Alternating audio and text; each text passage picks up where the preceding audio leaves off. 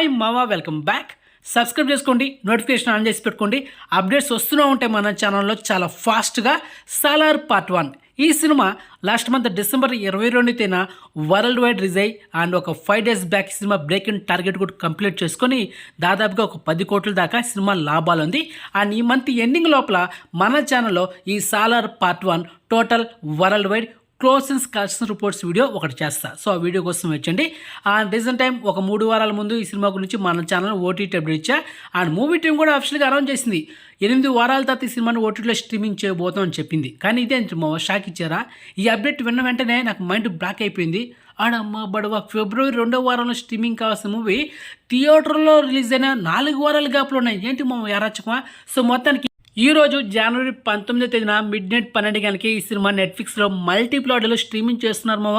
So exclusive proof tomorrow జనవరి 20. Okay, ఈరోజు mid night 12 గంటలకు అయితే వచ్చేస్తుంది మామ.